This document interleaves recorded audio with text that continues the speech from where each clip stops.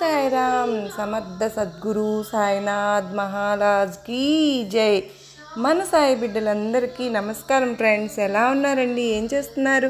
అందరూ బాగున్నారు కదా? మన సాయినాథ్ దయ వల్ల అందరూ బాగుండాలని మనస్ఫూర్తిగా బాబావారిని కోరుకుంటూ ఉన్నాను. అంతేకాదండి, ఆ సాయినాథుని కృప కరుణ కటాక్షములు ఎప్పుడూ కూడా మన పైన ఆ సాయినాథుని కరుణ ఉంటుంది అని మనస్ఫూర్తిగా బాబావారిని కోరుకుంటూ ఈరోజు వీడియో అయితే స్టార్ట్ చేస్తున్నాను ఫ్రెండ్స్.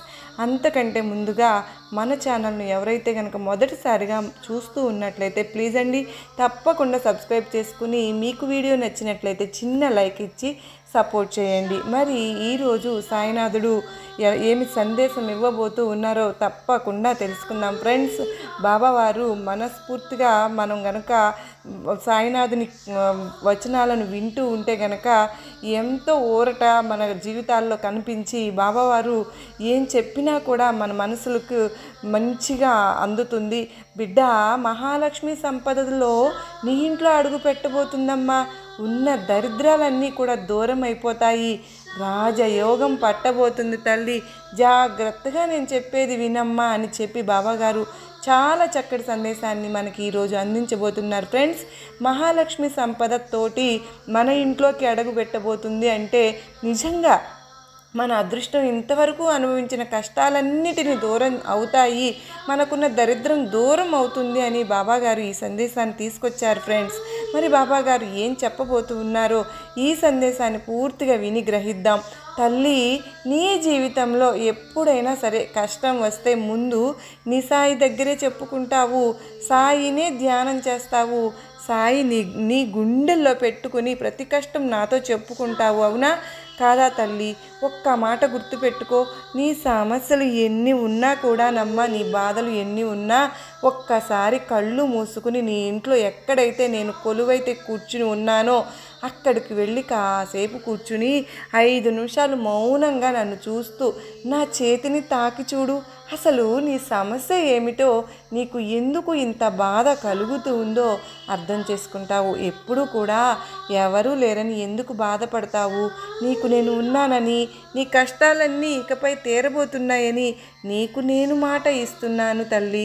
ఎప్పుడు కూడా ఇదే విషయానికే విచారంతో బాధపడుతున్నావు కదా తల్లి. నేను ఒంటరిగా ఉన్నాను బాబా, నాకంటూ ఎవ్వరూ లేరు, అందరూ ఉన్నా కూడా ఒకలాంటి అనాథలాగా బ్రతుకుతున్నాను, నాకు కష్టాలు చెప్పుకోవడానికి ఒక్కరంటే ఒక్కరు కూడా నా ముందుకు రావట్లేదు అని నువ్వు మదన పడుతున్నావు.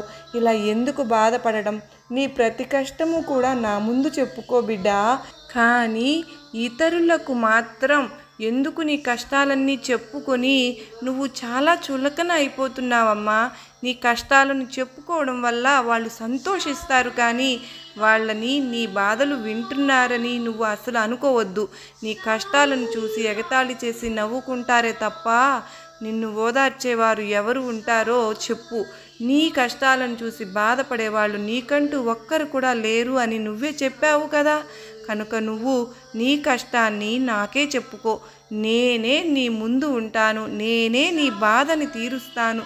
ఎవరూ తీర్చలేనప్పుడు ఆ కష్టాలను ఇతరులకు చెప్పుకుని ఏమి ప్రయోజనం చెప్పు బిడ్డా. నీకు నేను మాట ఇస్తున్నాను, ఇప్పటి నుండినైనా నువ్వు ఎక్కడికైనా వెళితే అక్కడికి నా విభూదిని నువ్వు తీసుకువెళ్ళు. ఎప్పుడు కూడా ఆ విభూదిని ధరించు. బయటకు వెళ్ళేటప్పుడు కూడా నా విభూదిని ధరించి వెళ్ళమ్మా. ఒకవేళ నీకు విభూది అందుబాటులో లేదు అనుకుంటే కనీసం నా ఫోటో రూపమైనా నువ్వు నీ జేబులో ఉంచుకుని వెళ్ళు. అది కూడా అందుబాటులో లేదు బాబా అని నువ్వు బాధపడినప్పుడు కనీసం నీ దగ్గర ఒక ఫోన్ ఉంటుంది కదా, ఆ ఫోన్లో అయినా నా వాల్పేపర్ అయినా పెట్టుకో తల్లి. నా ఫోటో రూపాన్ని ప్రతి క్షణం నువ్వు చూస్తూ ఉండు. నీకు అన్ని మంచి గడియలే ఆరంభం అవుతాయి. నీకు ఈ నెలలో నీకు రావాల్సిన ధనం కూడా నీ చేతికి వచ్చే తీరుతుంది. నువ్వు నిర్వహించవలసిన కార్యక్రమాలు ఎలా చేయాలో అని ఆందోళన ఎక్కువ ఇబ్బంది పడుతుంది కదా. నీకు ఎంతో అత్యవసరమైతే తప్ప ఇంతగా నువ్వు ఆలోచించవు. పదే పదే దాని గురించి వేడుకుంటున్నావు కదా అమ్మా. నువ్వు ఎలాంటి ఆందోళన పెట్టుకోవద్దు. నీకు సమయం కల్లా నీ ధనం నీకు అందేలా నేను చేస్తాను కదా. నువ్వు ఇన్ని రోజులు పడిన బాధకు నీకు ఒక ముగింపు అయితే నేను ఇస్తున్నాను. ఈ రోజు నుంచి నీకు శుభ సమయం ప్రారంభం కానున్నది. ఎందుకంటే ఈ రోజు నుండి నీ జీవితంలో నిన్ను కన్నీరు పెట్టించే ప్రతి విషయాన్ని తరిమి వేస్తున్నాను తల్లి. అది కష్టమైన బాధ అయినా, అప్పులు కానీ, అనారోగ్యం లేదా నిన్ను వాదించే మనుషులు కానీ, వీటిలో వేటికైనా సరే నేను నీ నుండి దూరం చేస్తున్నాను. నిన్ను పట్టుకొని పీడిస్తున్న మాటలతో, బాధ పెడుతున్న చేతులతో బాధిస్తూ ఉన్న వారందరినీ కూడా నీ నుండి దూరంగా పంపించేస్తున్నాను. వారిలో మార్పు వచ్చినప్పుడే తిరిగి నిన్ను చేరవేస్తాను, లేదంటే నీ దరిదాపులకు కూడా వారిని నీ దగ్గరకు రానివ్వను. ఇటువంటి చర్యలు నేను తీసుకోవడం వల్ల నీకు ఇకపై సంతోషాలు కలుగుతాయి. నీ కుటుంబంలో నువ్వు హాయిగా జీవించగలుగుతావు. ఇటువంటి దుష్ట శక్తుల్ని నీ చుట్టూ తిరుగుతున్నప్పుడు నీకు మనశ్శాంతి ఎలా ఉంటుంది చెప్పు తల్లి. ఆ మనశ్శాంతి లేక ఇప్పటి వరకు నువ్వు నానా రకాలైన బాధలు పడ్డావు, మనోవేదనకు గురి అవుతున్నావు. ఇకపై నీకు ఆ అవసరం లేదు బిడ్డ. నీకు అండగా ఈ బాబా ఉన్నాను. నీకు అర్థమవుతుందా బిడ్డ?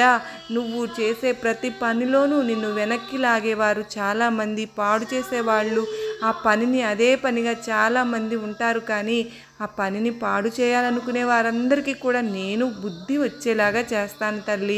ఇకపై నీ కుటుంబానికి అంతా బాగుంటుందమ్మా. నువ్వు ఎటువంటి ఇబ్బంది అయితే పడకు. ఎటువంటి దుష్ట శక్తినైనా నీ ఇంటికి రావడానికి సాహసం చేయదు. ఎందుకంటే నేను రక్షణగా ఎప్పుడు నీ వెన్నంటే నేను ఉంటాను కాబట్టి. నేను ఉండగా అటువంటివి లోపలికి ఎలా రాణిస్తాను? నువ్వు ప్రశాంతంగా ఉండు.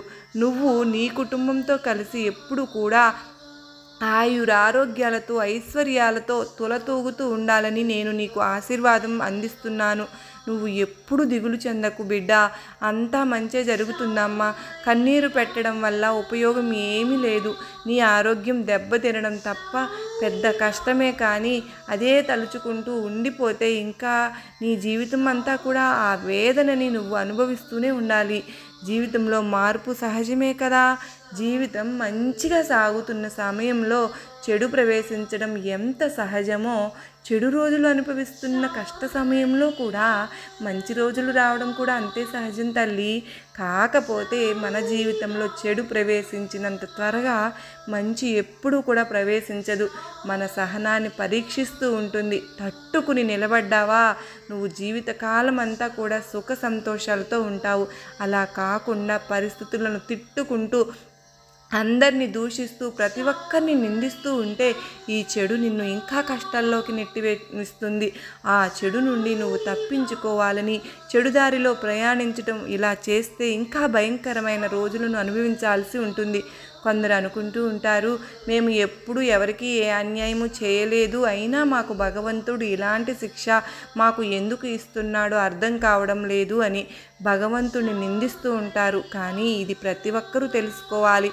జన్మించిన వారు ఎవరైనా సరే తెలుసో తెలియకో ఏదో ఒక పాపం అన్నది ఖచ్చితంగా చేసే ఉంటారు. అది తెలిసి సరే తెలియక చేసినా సరే దాని ప్రతిఫలం అంతా కూడా ఎంతటి వారినైనా ఖచ్చితంగా అనుభవించాల్సిందేనమ్మా. అసలు ఈ సహనంతో, ఈ ఓర్పుతో ఉన్నట్లయితే అసలు నీ జీవితంలో ఏం కోల్పోయావో అది నువ్వు తిరిగి పొందగలుగుతావు. కానీ కొంతమంది ఒక్కొక్కరు త్వరగా పొందుతారు, మరికొందరు కొద్దిపాటి ఆలస్యం జరుగుతుంది. అంతే తప్ప ఎవరికీ అన్యాయం జరగదు. కానీ నేను చెప్పేది అర్థం చేసుకో తల్లి. ఏదైనా సరే తిరిగి పొందగలం. కానీ నువ్వు ఎవరినైతే కోల్పోయినప్పుడు వారు తిరిగి పొందడం అసాధ్యము. అందుకే జీవించి ఉన్నప్పుడే వారిని ప్రేమగా, వాళ్ళతో ప్రేమగా మసలుకోవాలి. నువ్వు ఎందుకు దిగులు చెందుతున్నావో నాకు తెలియదు అని అనుకుంటున్నావు. నేను ఏమీ గమనించడం లేదు అని కూడా అనుకుంటున్నావు. నేను నిన్ను ఎల్లప్పుడూ గమనిస్తూనే ఉంటున్నాను. నీ బాధ ఏమిటో కూడా నేను తెలుసుకుంటూనే ఉన్నాను. నువ్వు చెప్పే ప్రతిదీ నేను వింటూనే ఉన్నాను. నీకు ఏది కావాలన్నా కూడా ప్రతి ఒక్కటి కూడా సమయానికి దక్కించే పూచి నాది. మనసారా కోరుకో బిడ్డ, వెంటనే నీకు అది ఇచ్చేస్తాను. అవన్నీ నీకు ఇవ్వడానికే ఎన్నో ప్రయత్నాలు నేను చేస్తూ ఉంటాను. నా ప్రయత్నం కూడా ఫలించి నువ్వు కోరుకున్నట్లు జరగడానికి ఈరోజు సమయం వచ్చింది. నువ్వు ప్రతి క్షణం నీ బిడ్డల భవిష్యత్తు గురించి ఆలోచిస్తున్నావు కదా. వారికి నా ఆశీర్వాదములు ఎప్పుడూ ఉంటాయి. నేను కంటికి రెప్పలా చూసుకుంటాను. నువ్వు ధైర్యంగా ఉండు. ఆశీర్వాదాలు ఇస్తున్నాను బిడ్డ అని బాబావారు చెప్తూ ఉన్నారు ఫ్రెండ్స్. మరి ఈ వీడియో మీకు నమ్మకాన్ని, ధైర్యాన్ని కలిగించింది అని అనుకుంటున్నాను. సర్వే జనా సుఖినో భవంతు.